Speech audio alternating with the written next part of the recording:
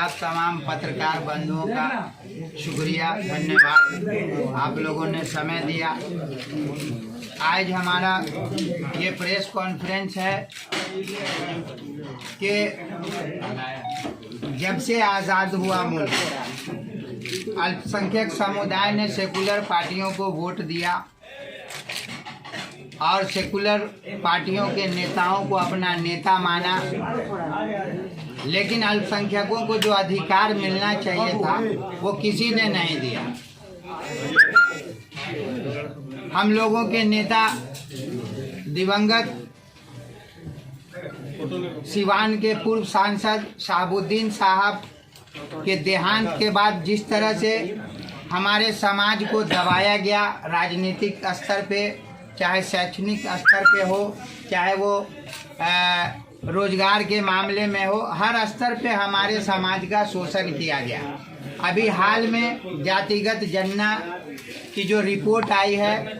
माननीय मुख्यमंत्री नीतीश कुमार जी ने उस रिपोर्ट को सार्वजनिक किया है, जिसमें जो हमारी आबादी दिखाई गई है, अगर हम सरकार का ही मान लेते हैं तो 18% के आसपास होता है, जबकि इसमें भी कहीं ना कहीं धोखा है। 20-22% हमारी आबादी है, लेकिन हम सरकार के ही आंकड़े को मानते हुए हम सरकार से और नीतीश कुमार जी से, महागठबंधन और इंडिया गठबंधन से सवाल करते हैं कि क्या ये जो आपने जातिगत जनगणना की रिपोर्ट सार्वजनिक की है, क्या हमारे समाज को उस आबादी के हिसाब से राजनीतिक हिस्सेदारी मिलेगी? क्या 2024 का लोकसभा चुनाव करीब है, हमारी जो आबादी है उसमें कम से कम 7 लोकसभा सीटें बनती है। हमारी मांग है कि दरभंगा, मधुबनी, शिवहर, किशनगंज, अररिया, कटिहार आदि जगहों पे हमारे समाज के उम्मीदवार को टिकट दिया जाए, अन्यथा हम लोग अपना आगे का रास्ता तय करेंगे। और तय किसके नेतृत्व में करेंगे, जो सबसे अहम बिंदु है आज के प्रेस कॉन्फ्रेंस का, आपने देखा होगा 28 नवंबर को कि दिवंगत शहाबुद्दीन साहब की पत्नी मोहतरमा हिना साहब सिवान से चल करके गोपालगंज, मोतिहारी, मुजफ्फरपुर, समस्तीपुर होते हुए दरभंगा पहुंची थी।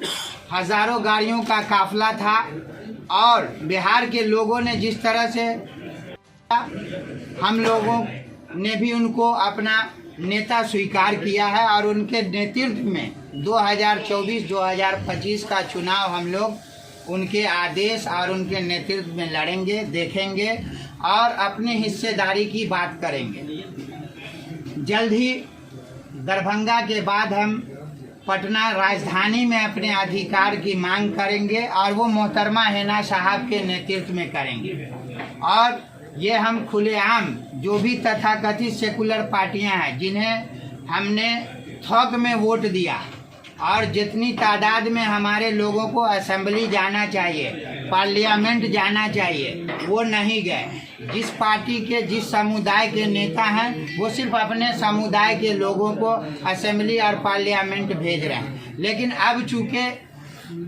लगातार हमारे समाज का शोषण हो रहा है, चाहे वो शैक्षणिक स्तर पे हो, सामाजिक हो, सियासी हो, हम इसे बर्दाश्त नहीं करेंगे। और मोहतरमा हिना साहब के नेतृत्व में 2024 में भी हम लोकसभा में जितनी हमारी आबादी दिखाई गई है उतनी हिस्सेदारी जब तक हमें नहीं मिलेगी, हम किसी सेकुलर पार्टी को अपना बंधुआ मजदूर बन करके वोट देने नहीं जा रहे हैं।